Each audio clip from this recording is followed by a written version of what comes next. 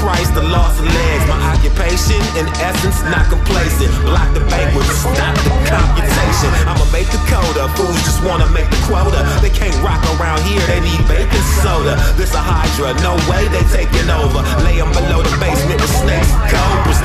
And we talk about our personal life as well, our interests outside comics and stuff like that.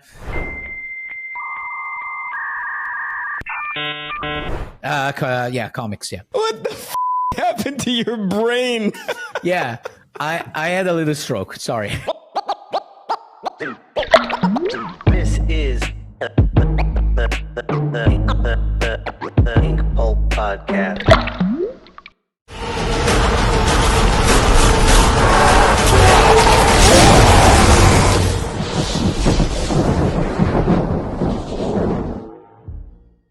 Yo! I gotta go. You have surprisingly white teeth, like you take care of them every night. It's just an illusion. I don't take care of my teeth at all. Like my girlfriend always complains. Like they look sometimes I can go like 2 straight days without washing them. Oh, you are disgusting. But you're right. Like filthy Parmesan pig. Your gums. Yeah, but at the same time, I gotta say that my teeth are fine. Like they're pretty. They're not that yellowy, and they No, they're not great.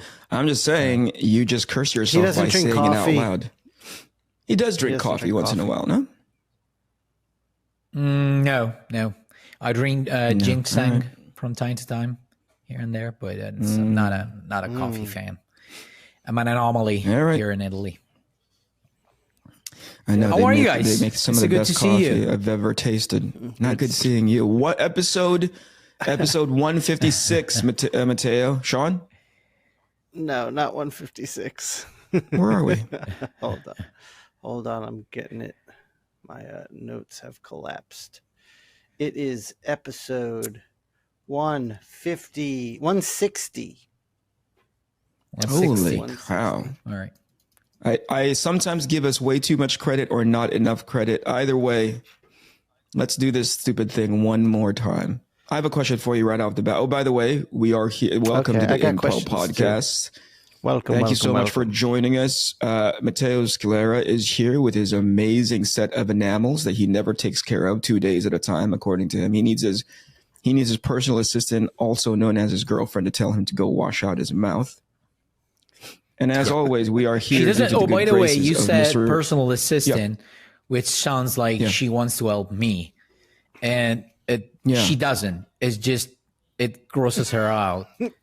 So she, imposes me to go to the bathroom and wash my teeth and brush my teeth. So she forces you to shower. She forces you to brush your teeth. Yeah, you're just it's like living with a Neanderthal, right? Yeah, of course, but it's just for her. You know what's she's really what's interesting is that. You know what's interesting is that she what do you call it? She had a baby. And she's also taking care of another baby, so she's technically got 2 infants in the household that she's got to maintain. God bless her. She's meant for heaven. Yeah, anyway, Matteo, we're here. Why don't you? We're here because of the good graces of our. We are here due to the good graces of my good friend, our very gracious host, Mr. Shawn Crystal.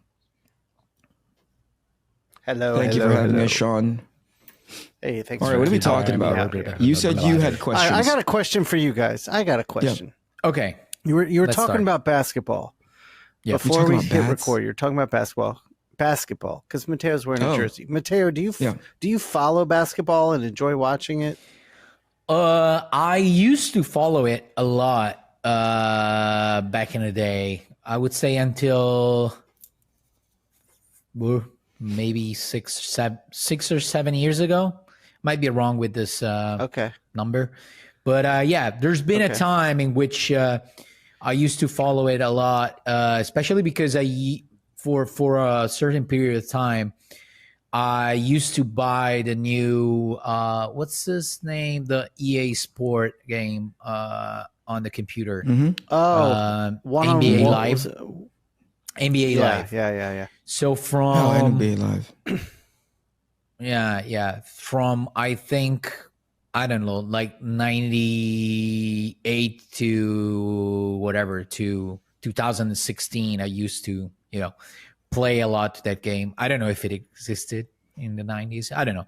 Whatever. So for a bunch of years, I used to play a lot on my computer. So I knew all the stats and stuff like that. It was funny because sometimes I thought that a player was bad because it was bad on the video game, and then I found out it was good. But okay. Because I knew all the numbers that they had on the video game. So to me, it was like, okay, this guy has just as 60 out of 90 in 3-point shooting. So that's a bad shooter. And actually, the guy was in reality he was really good. So, but yeah. But Eric, what about you? Are you into basketball? I was. I stopped probably. No, I'll pick it up once in a while. I'm easily about 7 to 10 years behind. My buddy, who used to be a guy who stayed at my place, he was big into basketball. He was a big Golden State fan. That was his neck of the woods. And so that's I would get a contact. Correct me if I'm wrong, Eric. Yeah. But basketball is a pretty popular sport in the Philippines, right? It's pretty big. Yeah. They've in my time when I was paying attention, they were huge Lakers fans.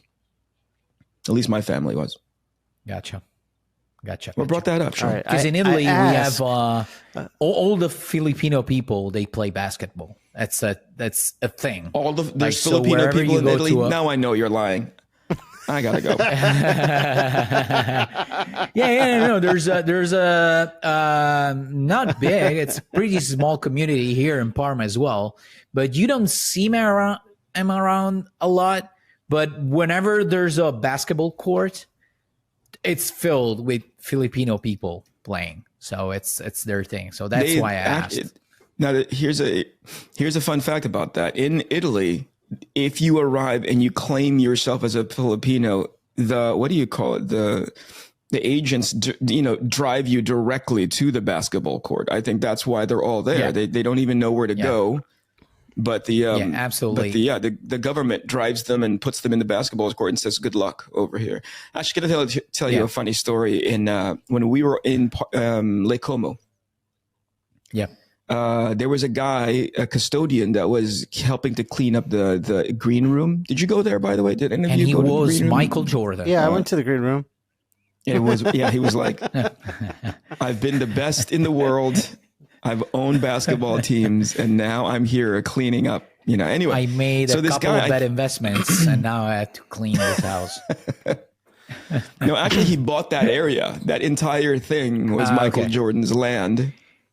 Okay. But yeah, he turns out to be Filipino. And the thing was, like, he was just helping out, and he kind of gives me this look, like, "What are you doing here? Why aren't you at the basketball courts?" He was giving me that look. And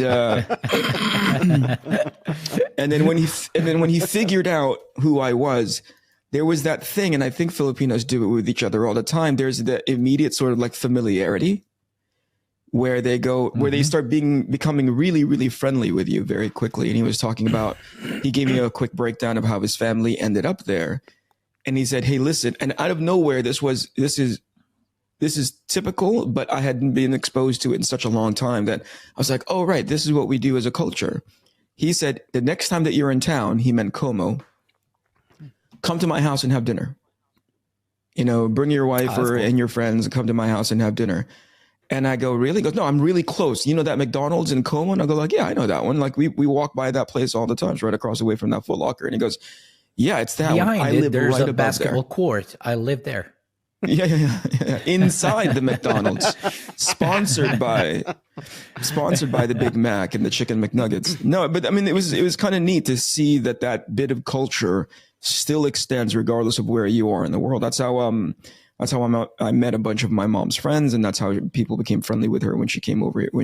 Now, if you were an Italian, I think it's the same thing. No, they, as soon as they figure out that you guys are of the same country, that they invite you to their places.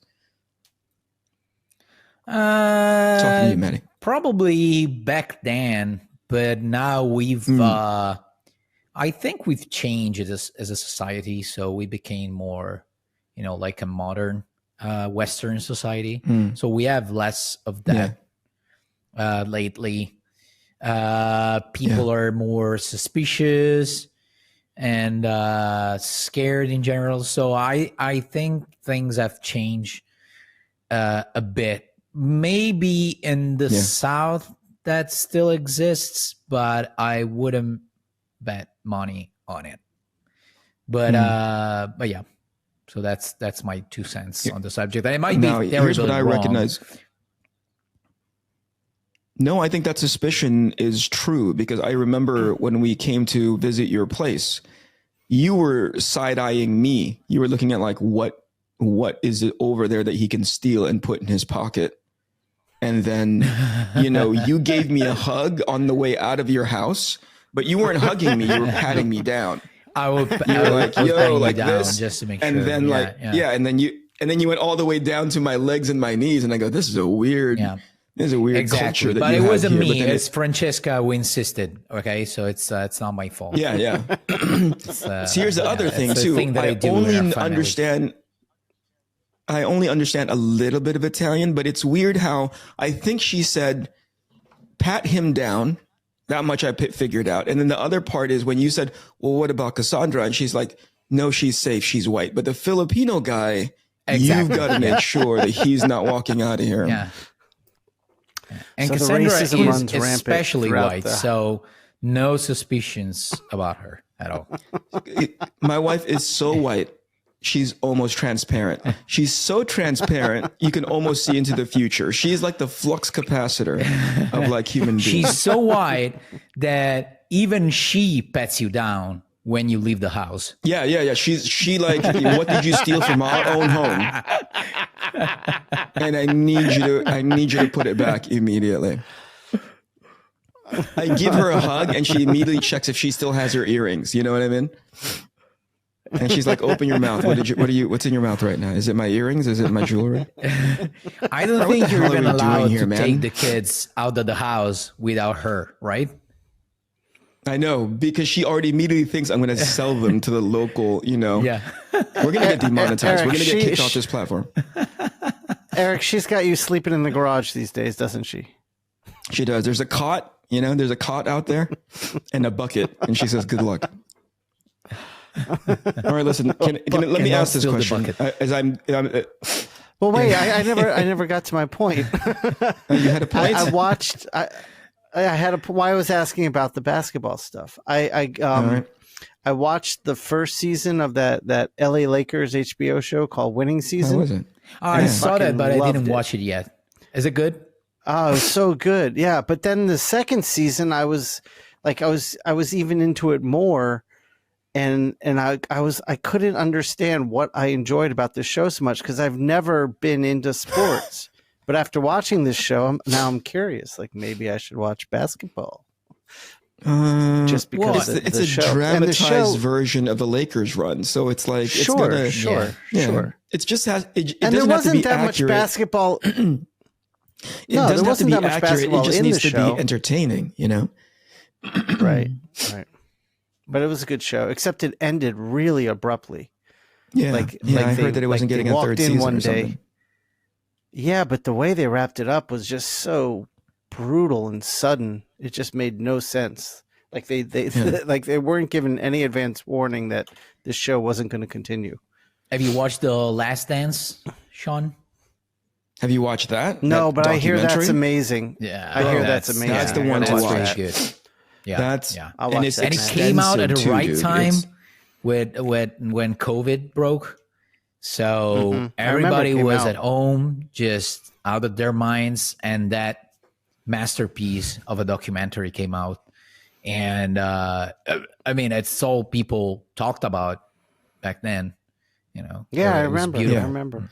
And another sport-related documentary. Sorry to interrupt, Eric. Wait. Before you go there, Chance there's something about The Last Dance. I'm going to forget it. Let me talk about The Last Dance. But there was a section in there in which a lot of people were getting really riled up about the idea that Luke Longley wasn't getting enough credit during the championship run, right?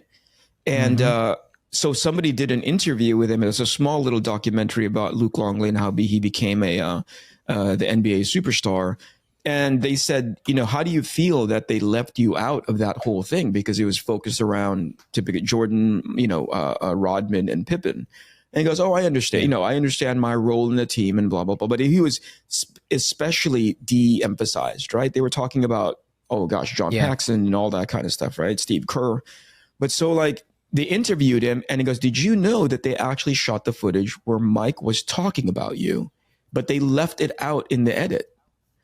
And he's like, oh, really? And shit. They ran the footage of Michael Jordan going like, I don't want to ever talk about, you know, the Chicago Bulls without Luke Longley. Because there's just like they showed the part where he was in the documentary. They showed the part where he was chewing out Luke Longley because he wasn't doing his job. But they didn't show the part where Michael Jordan was like singing his praises. Basically, I don't want to talk about the Chicago. Yeah, like I don't want to talk about the Chicago Bulls championship run without this guy because you know there are plenty of times when he's the guy that's bailing us out. You know, that kind of a thing. And Luke, I think, was really touched by it. You know, he's like. That's very nice of him to say because for the longest time, all he saw was that portion of the documentary where he was talking him down. So it just goes to show like, man, depending on how certain things are cut or how things are taken out of context, you know, like how potentially damaging it is, you know, for some people. Anyway, sorry to cut you off, Mandy. Go ahead. Sure. Last Dance.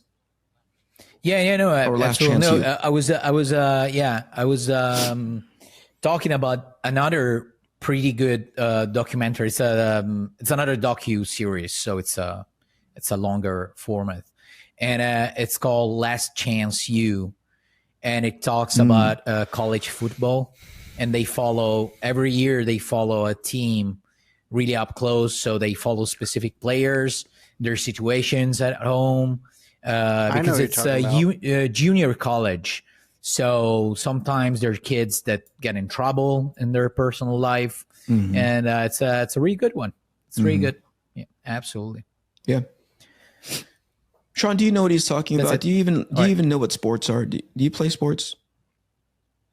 Okay, Never so let me ask this. Now that we've spent, he doesn't know this. He doesn't know how to spell sports. I mean, when I was a really little kid, my parents put me into sports, and it really.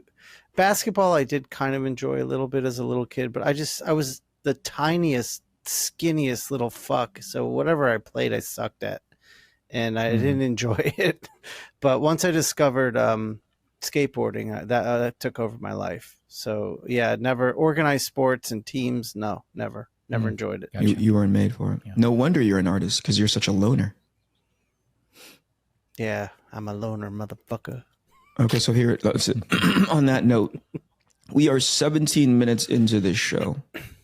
And on more than a handful of episodes that I go and watch, which, by the way, you guys did a phenomenal job with Michelle. You guys were you were at your highest there. That was really fun. Everything is downhill from here, though. I think that's as high as that was.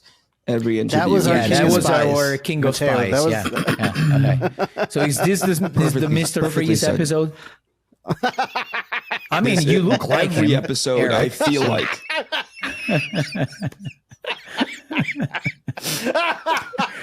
I love the fact that you're getting so much more confident about that delivery. It's so amazing to see your growth as a comedian. Okay, so here's my point.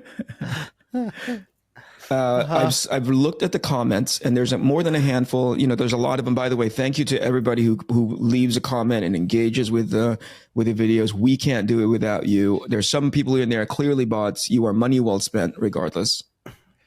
Yeah. But there's some of them say oh, this is really cool for me. I find a lot of value in hanging out and listening to you guys talk and blah blah blah. And I was like, really? Do you see a bunch of value of us talking? We just spent 17 minutes talking about the fact that Shawn doesn't understand sports and the value. He doesn't know what good it could have brought into his life and why he's so miserable now without it. And how Mateo is stuck in the past and he's just wearing a Larry Johnson jersey. You guys find value in that? So I wanted to talk to you guys about, what do you think these guys, our audience is seeing? You guys have a bit, like, you're not as cynical as me. What do you see that they're walking away with? Can I start, Shawn? Go ahead. Go, man. So it's I think it's the same reason why even comedians podcasts are really successful now. It's because, especially with this podcast that we're doing, the way we're doing it, which is not just, okay, let's just talk about comics for 1 hour, and we talk about our personal life as well, our interests outside comics and stuff like that. Comics. Yeah. Sorry. And I think that especially what the fuck happened to your brain? Yeah, I had a little stroke. Sorry. I'm fine now. Okay, this is gonna be the clip. I almost spit my water all over the camera when he said I had a mini stroke. Shit, dude. You literally stopped, like your brain stopped working. You know what happened? He was rebooting. I don't know what happened. I was just talking about comedians, and then I said comics, and for a second I was like, oh, I'm still talking about comedians. I confused the two words. Instead, comics still valuable for comic books, so it was good. Just a brain fart. Come on. So, Jamie, when Mateo has that brain fart, you got to make his pupils dilate completely. Oh no, dude! You got to do. You got to do that little. Just put a shark. You've got to do. You've got to do that. Yeah, what do you call it? You've got to do that little interrupting. That beach ball. You know what I mean? That processing beach ball for a computer, where it's just like, you know what I mean, like. And we talk about our personal life as well, our interests outside comics and stuff like that.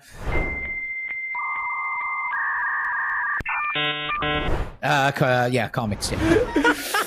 So, well, this is one of the reasons, because I provide a lot of funny moments in the podcast. So a good 90% of people, here we go, watch us because of that. But aside from that, is especially because we're comic book artists, so people don't see us really. Like, most of the time, they don't even know how we look like.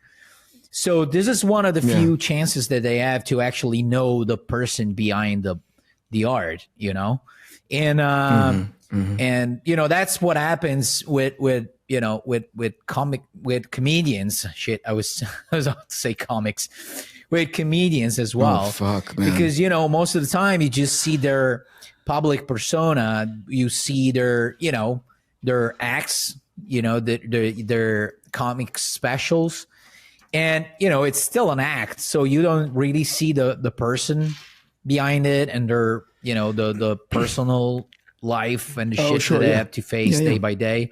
So I think for, in a way, it brings people closer to the actual person, not just, the artist, if it makes sense. What do you think, Shawn? Yeah, that makes sense. Yeah.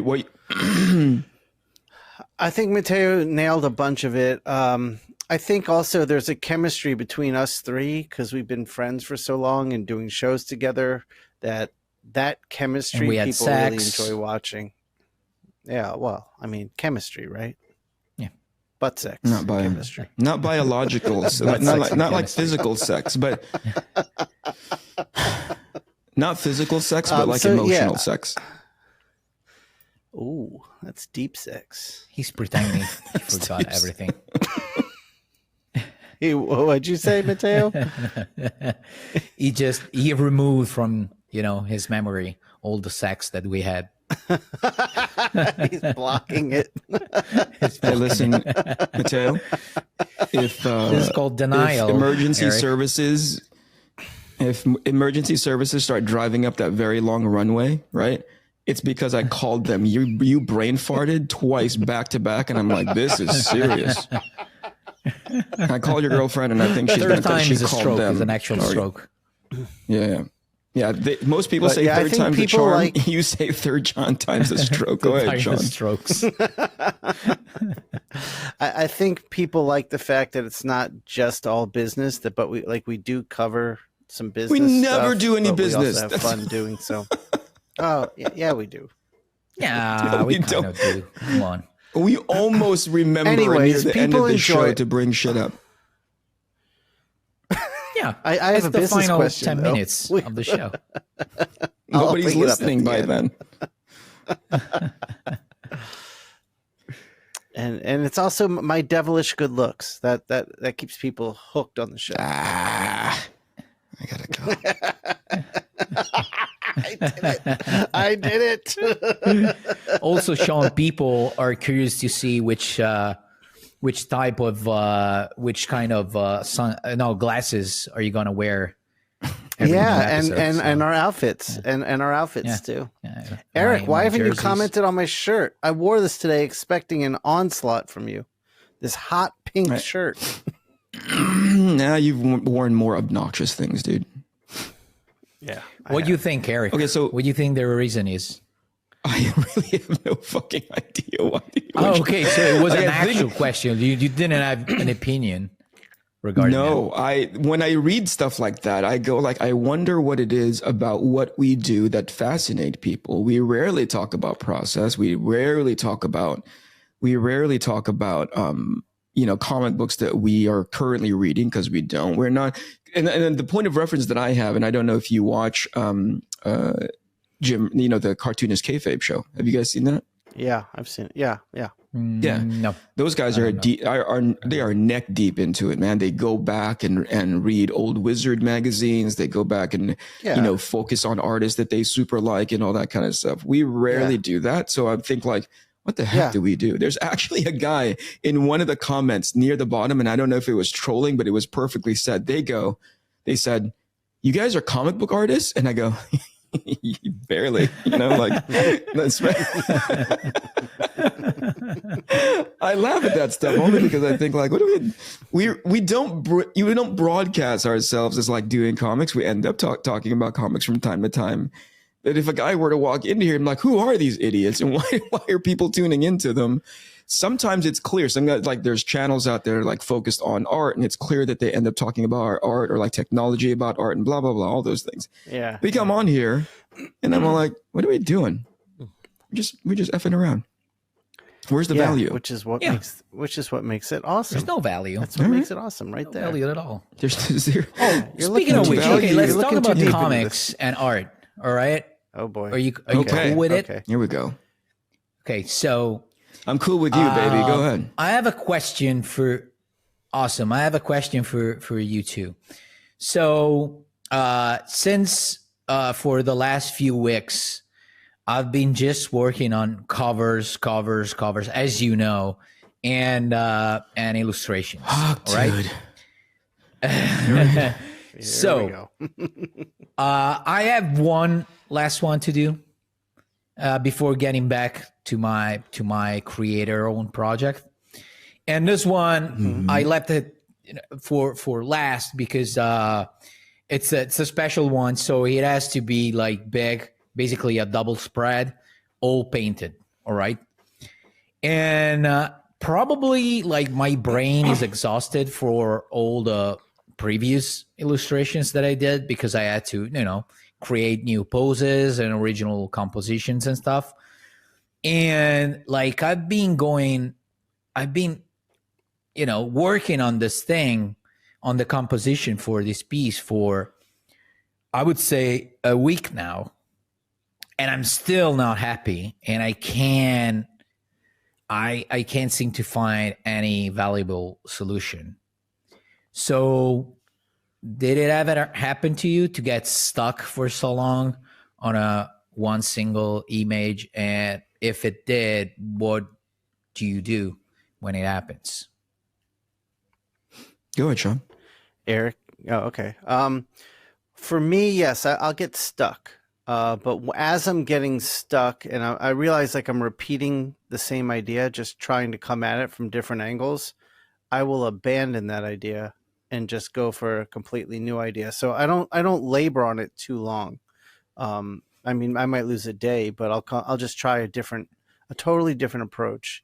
And that will either lead me to see the flaw in the first approach so I can fix it, or it'll just lead me down another path where I'll find what a better solution. Yeah, but because that's what I did. So I have like a bunch of sheets filled with sketches, alternative sketches and stuff like that, but I never got to the solution that I like. You know what I did once? I'll tell you what I did. I just did the cover. You masturbated 5 times, and then all of a sudden, you come out with that's exactly what I was going to say. And then it comes right out. Interrupt. No, I'm doing a cover for Ramon Perez's Raid anthology. Well, I did a cover, and as I was thumbnailing it, I did get a little stuck. I didn't have anything I loved, and I sent it into Ramon. Luckily, I knew, like, here's an art director I can trust, and showed him what I had, and he bounced some idea back to me. I did another 2 thumbnails, and like we kind of went back and forth a little bit, and with his input, it really helped me get into a zone. Like, I did a cover that I'm really happy with, and it's so different than anything I've ever done before. So maybe getting another artist's eyes on stuff and getting some feedback on it might help. Awesome. Well, this is a valuable one. I've actually asked to a friend of mine, but he's not giving me the right input. So maybe was that Eric? Yeah, I didn't want to say it publicly, Shawn. You knew he was lying when he said he asked a friend of mine. I like Mateo's little whisper into the microphone. It's our private conversation. As if Eric can't hear us. Like you took him over to the side and you're like, dude, why did you say that out loud? He's in the room. You know, you could also tell that he's lying because he said, I showed a friend of mine. I'm like, no, bullshit. You don't have any friends. You know, like you have acquaintances. You have people that you pay. Well, let me think. Okay, here's what I've come to just based on the last time that you asked for a piece of advice. And this may be helpful one step before where Shawn is coming from. You said something a long time ago where you're like, dude, I have this process in my mind in which I do X, Y, and Z as far as the pages are concerned, right? You said, I think this was what feels like a few months ago. Yep. And then you had a process, refresh my memory, Mateo. You had a process back then. And then you said, you asked for advice, and I go like, not to say to throw away the process, but think about moving it somewhere else in the production. Do you remember that? I kind of remember. I remember you telling me that sometimes when you get stuck, it's because you have too high of expectations. So I remember you told me to go back to those expectations and tune them down, and then go back to the thing that you were planning on doing. Yeah. And I think it's the same here, right? Which, if I'm understanding how you're working, like, so what you did with yourself as far as your process was concerned, like number one, you identified this is going to be a big one, right? I'm going to leave this one to the end because I know this is the one that somebody asked me to do. It's the one that my heart is in, and I'm going to get as much of this stuff done as possible so I can focus on this one. You know what I mean? And so from my limited vantage point, I'm all like, oh, that's how Mateo set himself up to not succeed in this space because he identified this one to be very special. I'll tell you this as a compliment. D1. And this is the last one for this year. So, well, it's September. You start charging after this? I'll survive. This will last. Yeah, this is Q. You're not going to get anything Q4 to 2023. So here's what I, in my most humble opinion, you draw some of the most phenomenal covers that I've ever seen. I think in your skill set, where you are in your career, you are far exceeding what you should be doing. You should suck a whole lot more right now. By the way, this is a compliment, but also an insult. You should suck a whole lot more right now. You have no business being as good as you are, and yet you're really, really good. So you did so many covers for the X amount of months that we've been disguised as an insult. I think it's the other way. I think it's an insult disguised as a compliment. Okay, so here you are doing all of these covers. And by the way, none of all of those covers, I'd say 80, 90%, a very high percentage, right? A very high ratio are going to be fucking amazing. You've shown us a lot of them, you know? And I'm like, geez, Louise, these guys are very, very lucky that Matteo is at this point in his career, because if it was 3 years ago, potentially even 3 months from now, he sucks, you know, like he's going to have every opportunity to suck up the joint. But right now on this cover, this shit is high end. Leave it like in my heart, I'm like, leave it like this. The black and white is so damn good. I almost feel like they're missing an opportunity to take advantage of just that thing being raw. And they put, not to diminish the coloring effort or whatever it is, but I'm looking at it going, that would stand out so much on the shelf. But that's just my opinion. My point is, you got it in your head that this next set of covers needs a level of special that you had already been delivering in the previous covers. There's no reason to go into this space of like, yo, this needs to be that much more special because of X, Y, and Z. You are going to deliver in the same high quality that you have been delivering for the past X amount of covers that you've done. But in your head, you said this needs to be that level of special, you know? It's already going to be that. It's already going to be in that space, you know? But you've convinced yourself because you saved it last, because you're going to do it, you know, for this friend of you. Like there's all of these things that you built up in your head. And potentially that's why you're like, oh, I'm not really all that happy with all the stuff that I've done. But somebody on the outside of your head looking at the pieces, you're like, dude, this is freaking phenomenal. You know, you pick any one of these, it's going to be just as good. But you've set an expectation in your own head that it must be A, B, and C. And now you don't even know what that means to you. And that's why you're generally unhappy with like what good looks like for this cover, you know? Yeah, no. I know what you're saying. I understand. I hear you. I don't know. It's just, you know, sometimes when I work on something, as I'm doing it, even in the sketch phase, I have the feeling that, okay, I'm getting somewhere, you know? It might need some reworking here and there, but it's, you know, I got the core of it. And here I'm not finding the core. With all the, you know, the tests and the trying, I came up with a final solution, but I'm still like, I have the feeling that probably in a month or two, I'll be just working on watching something. I'm like, oh, fuck. That's how I should have done it, you know? That's, for sure. You know, that's the feeling that I have, you know? And, but again, it's, I understand. Well, you know what would be funny?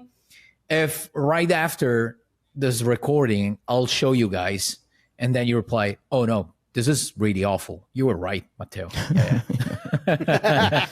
you were right. You were right not to go. That you just said. You should rework on this one, because this one is horrible. Not only that, we see all the other ones that you've been working on previously. I'm like, no, I take everything back. This is a dumpster fire. Don't give they paid you good money for this piece of shit. The Mr. Freeze curse. It's coming back to haunt you guys, man. All right, so what is that it? Are we done? It's 38 minutes. Or can we go now? No, I had another question. Damn it. All right, go ahead. This is one I've been wanting to ask for a few weeks. And Eric, I want to hear your response to this too in a big way. So thoughts on animated trailers for comics? Because I know, Eric, you've dabbled in this with your stuff, and seeing what Rafael Grampa is doing with this Batman animated stuff, it's bizarre to me. But I want to hear, do you think it works, and why? So Saturday, I was hanging out with my son, and we were like roughhousing like crazy. And he's of an age now where he just loves that, like expending that kind of energy. Mm-hmm. And at some point in that roughhousing, he straight up kicks me in my eye. So I have like an eye bruise. in this eye right here, and I freaked out because I thought like, oh my gosh, I'm gonna need some more. And then they're like, no, don't worry about it. I called my doctor. I called my optometrist, and like, no, that's typical. It happens just as long as it doesn't take over more than 50% of your eye, and there's no significant damage around it. There's any kind of bruising or whatever. That's my roundabout way of saying like, what the fuck are we talking about? Like animated commercials for like freaking comic books, dude. I'm trying to change the subject is what I'm getting at. Can we talk about anything else? But can we talk about like eye bruises? What's the matter with my question? I don't have a good answer. Okay. All right. I mean, as usual, you usually research what you're doing. to your point, Shawn, there was a minute in the bumper or in the trailer for our thing where you went right down Shawn Street again, Shawn Avenue, Shawn Boulevard. We're like, did I just kill the podcast? And I was like, yep. I just asked it was the all question.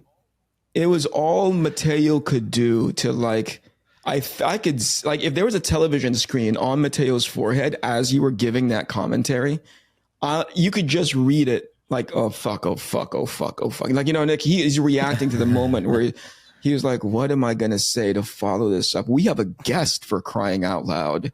And Shawn is just like, I'm just driving down Depression Avenue. I'm not going to do any kids' books. What? How So is what that is depressing? Shawn, what's the trailer that you were talking about? So it's Raphael Grandpa. Yeah, it's Do I called find it on Gargoyle of YouTube? Gotham. Yeah, Gargoyle of Gotham. Gargoyle of He's Gotham. made a few. Yeah, I think he's made a few at this point. And like high production value, like a lot of time and money was put into this. Mm-hmm. I'm looking it up now. You guys want to look at it?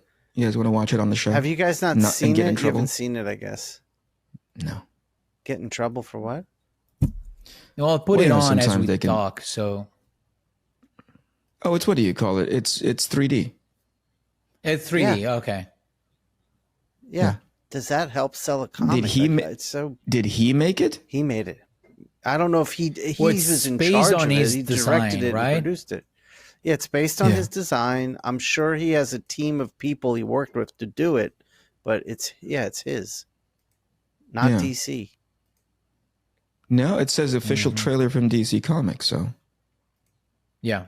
Well, I think he got them behind it, but I think he was the art director, producer. I think it was all him. Mm-hmm. Well, it looks good. what do you think of it, Maddie? It does. Yeah, talk to me. It We're not looks talking good. about Like we're not talking about the quality, right? We're talking about the functionality of it. Yeah. No, it's a are we gorgeous. talking about? The trailers are beautiful. Does that It's help good. sell a comic book? Like, it's just a question I've had. Do animated trailers help sell comics? And this one is might such a high help. production value. It might help, meaning that, so they're doing this special thing. So it means that they're investing on it. So it must be good. Maybe that's the only Okay, but impression that I have, because right, normally you but wouldn't be spending that much money on a Right, but on a comic book project. Grandpa's a very, very like rendering. Very. It doesn't like when Raphael's work doesn't look 3-dimensional. So like, my take is like this trailer looks great, but it looks nothing like the book. What it's bizarre to me. Does that Yeah, help maybe sell the book, they and then you should open have- the book and it looks They totally should have different. used his heart, like something that resembled his heart a little bit more, maybe. But man, I don't know. What does it say that? What does it say? Like, there's a couple of things that are going on to my head. It's like, you're advertising for a comic book by using a trailer that only barely resembles the comic book. And Right. what does it mean that the only way that you can get any sort of attention for a comic is to go the route of this animated thing that you're doing? You know what I mean? Like, it's not cynical. Right. I'm just trying to understand like the psychology of like, they have to do more than what's being offered, because otherwise, it doesn't get that much stickiness in people's minds. It doesn't, you know what I mean? It doesn't get that. Like the reason why we're talking about it is because, oh, look at the rendering of this, you know, the production value, you know, Raphael is doing it to hype his own book. Like all the stuff that we're doing because we know a handful of like behind the scenes that's happening behind it. Like not people won't know, you know, like I'm trying to look at the trailer and as a functionality. Okay. Like I'm looking at the trailer and at one point, and here's the thing that I was looking at. I didn't know if it was the same for you guys. When I looked at the trailer, I go like, where can I get this book? Show me somewhere on the screen where I can get this book so that I will be like, as soon as this screen ends, you should have this thing go like, it's available here. Right. But at the end of the trailer, they hyped Gargoyle, the name of the book. Right. And then Cummings book 1, September 2023. I'm like, as a tool, I'm like, what are you doing? Why are you not telling me to go to my local comic book shop? Why are you not giving me the resources to buy this book? It's missing that extra step. As a hype thing, okay, I get it, but there's already a disconnect there because you're doing it in a rendering style that's not indicative of a book. Like I'm looking at the one where they show the behind the scenes version of it, right? Where they're showing, I think, Raphael's history, his affinity for Batman, where he is. And you can tell that he's drawing, but it's like super stylistic now, you know? And then the expression of the final expression of the trailer is nothing like the book. So I'm like, okay, so now I'm going to be asking my audience, you know, to make a huge leap of like, how do you want to understand what the point of this thing is? The behind the scenes stuff, probably not the first thing that you release to the public, probably the one where it's the actual trailer itself. Let me go back one. And I want to see that one and be like, where is this available? But also the trailer doesn't give you any idea what it's about. It's just like a generic, it could be any Batman book. So like you're not selling the story. You're not selling the artwork. What are you selling? Is it possible that maybe they're planning on having an actual like show all done this way? I mean, maybe, but you're like you're having to teasing the show. Yeah, but you're having to like read between the lines of what that means, right? Because at the end of the day, at the end of the trailer, it literally goes like, you know, it goes Batman. It says the name, right? And then it says like book on sale now, book 2 on like it's a trailer for a comic book that doesn't show the comic book. It doesn't tell you that those comic books. I mean, it's amazing. Don't get me wrong. There's not even the cover of the book. Yeah. Nope. Right. So that to me, I asked like, do they have enough data? Do they have like metrics that show them if we talk about this product this way, it gets that much more attention in another way? You know, and the reason why I bring it up is because like whenever you see like a perfume commercial, right? Whenever you see a car commercial, most of those car commercials put aspirationally what they want you to feel when you buy that product. Right. It's pretty straightforward. It's like, you know, when you see a perfume commercial with, I don't know, with an actress, right? Like Charlize Theron does what, Chanel, you know, like the images that are associated with that commercial before they land on the product is this aspirational thing of like, we want you to feel this level of elegant, this level of glamorous.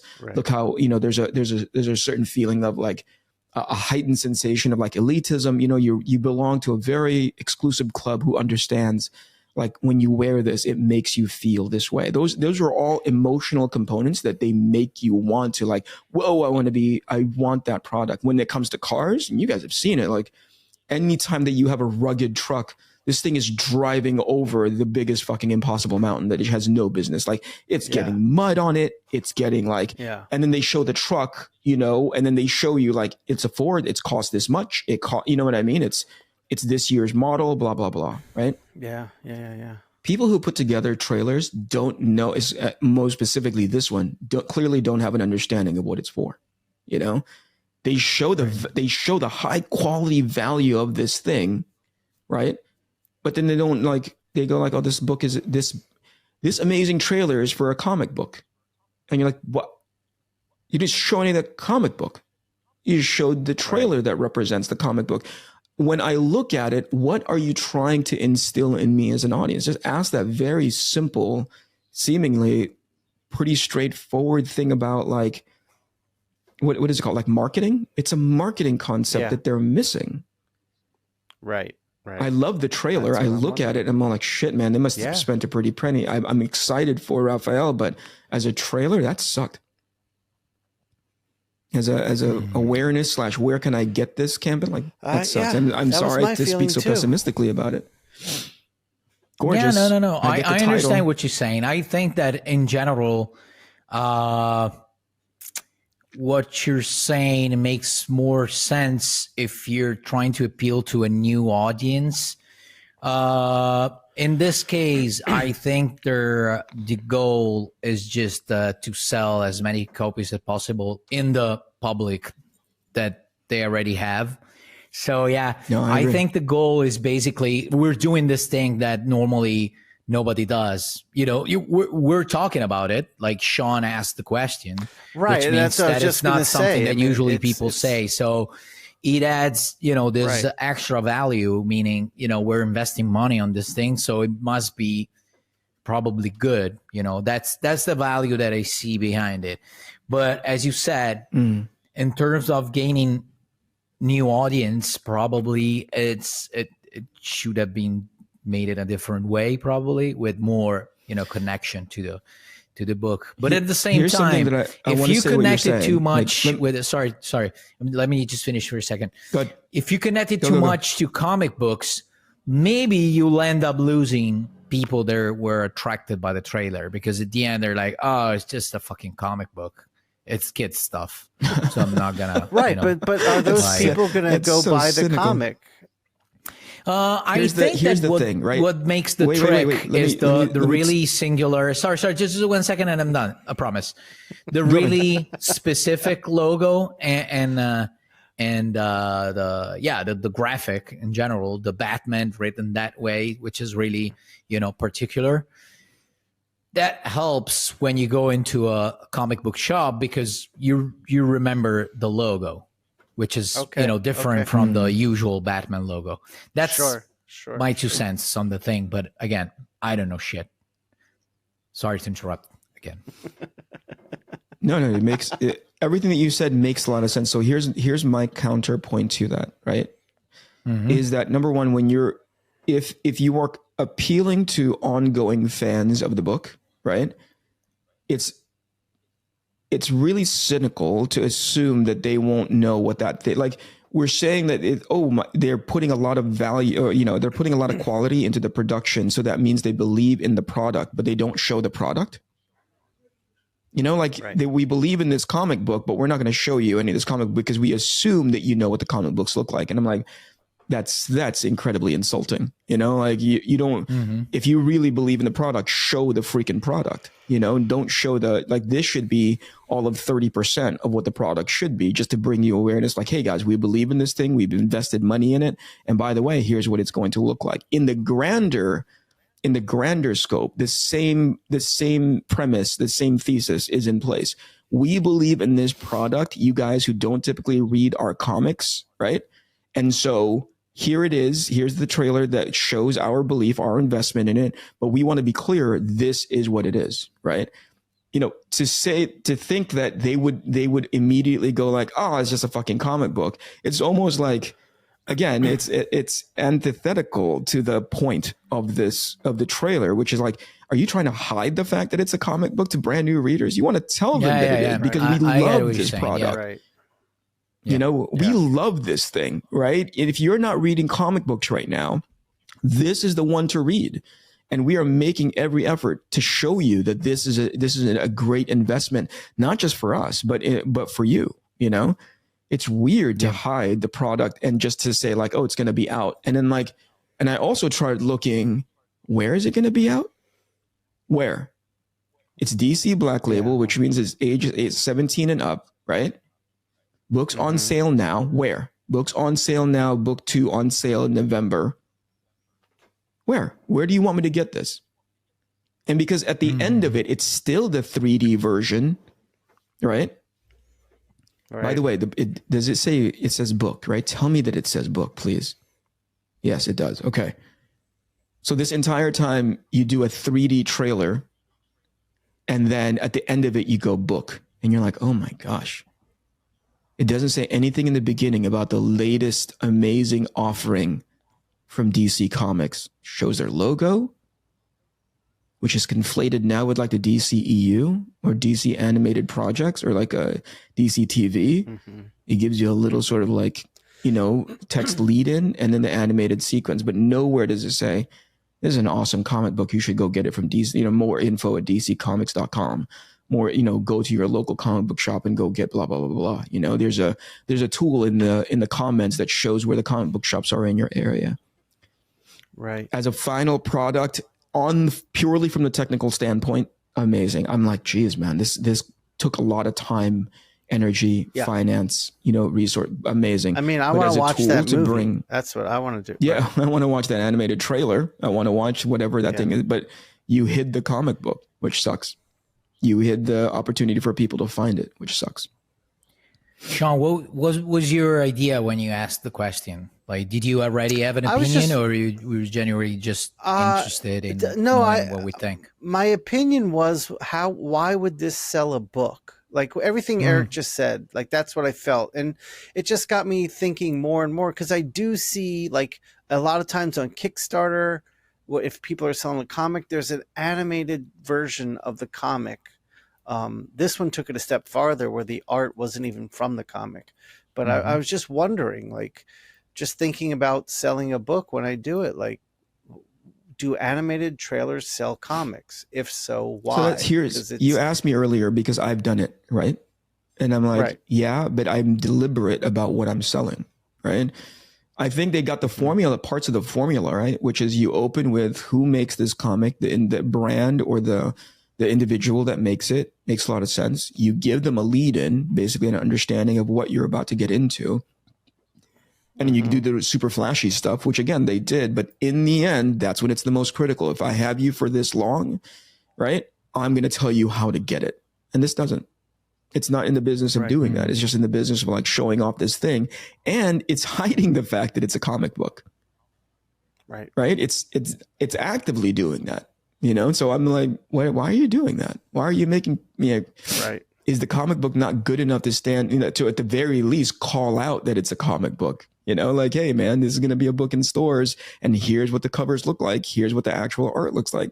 Doesn't make any sense. It diminishes either on purpose or by accident the product that you're ultimately trying to sell, right? So if a guy goes into the comic book store and goes like, this is I saw this on YouTube, right? Let's say in the far off distance where somebody goes like, can I see this thing? Because it doesn't animate, it doesn't go into that space of Mateo was talking about. Do you think it's going to be an animated thing? And like, maybe, but that's not what this thing is talking about, Right, and so it gives you, hey, book 1 is available now. Book 2 is going to be available, blah. Show me what the book looks like so that when the customer goes into the store, he knows exactly what he's looking for. That logo at the end of it with the title or whatever, with the font, that's not what it's going to be on the cover.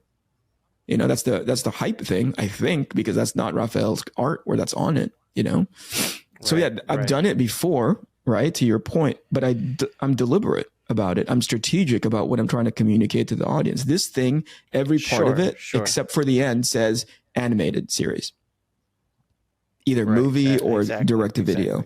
So, but aside from Shawn, Eric didn't really want to talk about it. He just said 2 words and then he stopped talking. You see, he didn't have anything to say about it.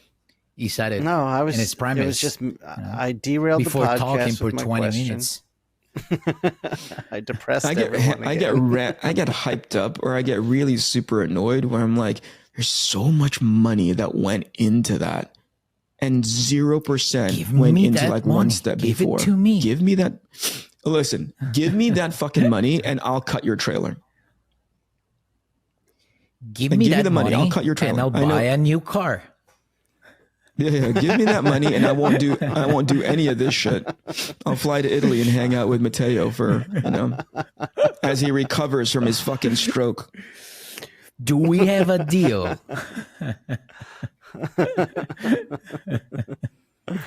Well, we'll put it on YouTube if we do. It's still gonna be on YouTube.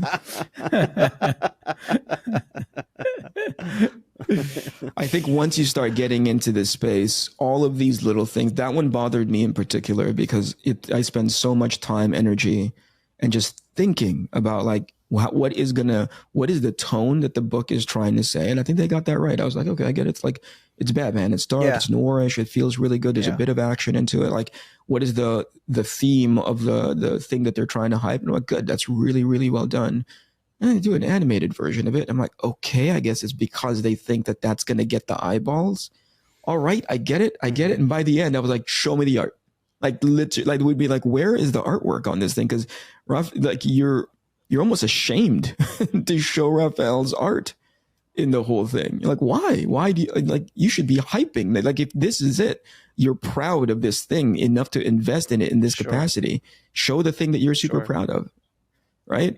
Sure. Going back to the truck analogy, the big off-road ATV or whatever, it's like showing all that mud, horses running across the field, hay bales getting thrown in the back, and then you cut to the truck, or you cut to like a silhouette of the truck, and you're like, why didn't you show the fucking truck? Show the thing that this commercial is all about. I don't know. It gets annoying, and also because I know I can guess how expensive this is. I'm like, you spent that much money and you just give it to me. I'll cut your trailer. Give it to me and give me Raphael's art. I'll cut your trailer. What do you think? How much do you think a trailer like this costs? I have no idea. Ballparking. Let's say there's a small studio that does it. If it's $500K, maybe. No, not that much. Okay. Let's say conservatively, it's under 100K. Let's say under 100. Conservative. Okay. Like, let's say it's under 100. Yeah. Okay. Because if you're like, they have to build the rig. They have to build the asset, rig the asset to move, right? And depending on where you are in the world, it becomes more cost effectively, like, cheaper. I'm just talking about the animated part, right? Because there's a version in which they go behind the scenes. Yep. They have to rig it. They have to light it so they can animate it and do all the effects. But yeah, let's say 100K. If I'm being really conservative, they cut, they open. Yeah. Okay. So for each trailer that we see, it's 100K more or less. Or you're talking about specifically the one that you were watching? This one in specific. Yeah. If it's 100K, if it's more than 100K, I'd be surprised. Who's 100K? Oh, by the way, speaking of animation, I watched recently Arcane on Netflix, the League of Legends based show. My kids love that show. Oh my God, the production value on that thing is out of this world. Like, it's incredible. Yeah, my kids. You guys watch it? Okay, your kids. Did you watch the whole? Did you watch the whole thing, Maddie? Yes. Yeah, I watched it. I think what do you call it? The production value being what it is. Clearly, there was money that was just poured into that project. What I think Arcane offers that I was genuinely pleasantly surprised by, is just how well the thing is written. Everything made sense. There's a couple of things that they left just kind of hanging, but it wasn't critical to address it for the sake of the story. But everybody was motivated and everything made sense. And what a freaking amazing job Fortiche, the animation studio that did that stuff overseas. Fortiche is worth every penny in my opinion. But as pretty as it was, I've seen a ton of pretty shows. And I go like, oh, this is pretty for the sake of pretty, but it doesn't really hold together story-wise. The reason why it works really, really well is because they landed that story. So congratulations to the team that worked on that. Yeah, that was beautiful. Beautiful. Give Mateo all the money for this Gargoyle of Gotham trailer. Yeah. If they want to give me the money for Arcane as well, I wouldn't mind. Oh, it's a couple of mils. I didn't know that was on the table. Whoever wants to give me money, I won't say no in general. If you're we're taking creativity off of rejection, you won't get any rejection in that case. It doesn't even have to be anything creative. If you just want to give money to Mateo, just give it to him. All right, listen, we're breaching into the hour. I don't know how much Jamie will edit out of this. Let's talk about what we're up to. Maddie, do we go typically Mateo first, or do we talk? Let's switch it up. Shawn, what are you doing? I'm still on the same shit. I'm getting my commissions done and getting my cards done and getting ready for New York. And I have formulated a new plan, a new strategy for next year, which will be not hardly any shows. I'm going to just try to lock it down here and get shit done as much as I can. Listen to this guy. Maddie. About you. You're doing the shows that you're not doing, Mateo's going to do twice next year to make up for.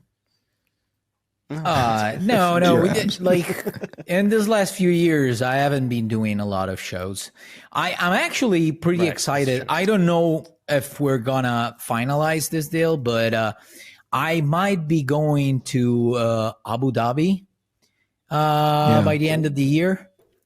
There's a Storm the Block, this new show they're putting up, and I might go there. We'll see if we can make it happen. And so I'm excited about that. And also, I'm finished. As I was saying at the beginning of the episode, I'm about to finish this thing, the last commission that I have, and once I do that, I'll be back on my book, and then I'll have the New York show. So that's all I have on my plate, and I'm still waiting for a script for a cool Batman thing, and I think I spoke about it already. And other than that, you're doing some interiors. Oh yes, yeah, it's gonna be interiors. Yeah. It's a really cool project that I really care about, and you'll know more once I know what it is. Once I'm able to say what it is. Look at the level of confidence and arrogance Shawn just showed. I know it is. I'm behind the scenes. I know what goes on behind the secret curtain of Mateo's career. I'm cool. How about you, Eric? It's more Arc Athena all the time. So I'm already planning the strategy for 2024. The next one that I'd come to realize that people love the characters. They really genuinely are invested, but they want to get to know more of them.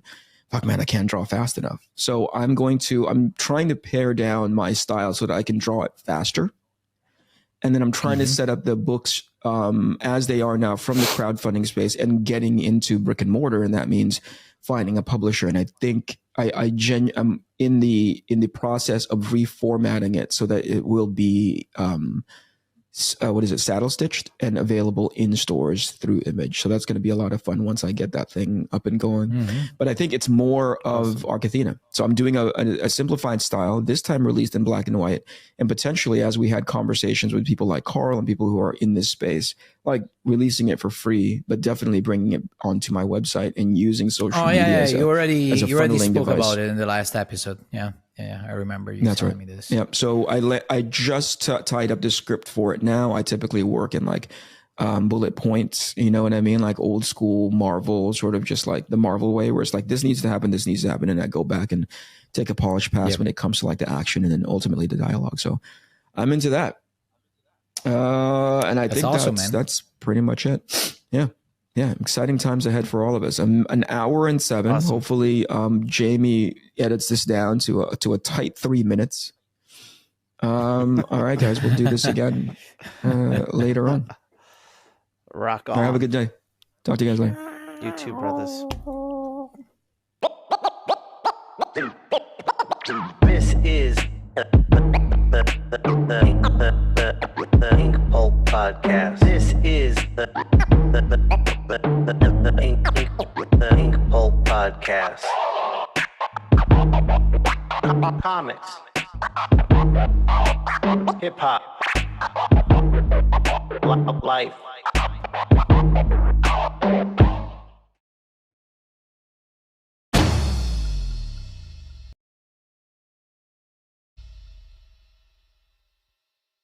Life.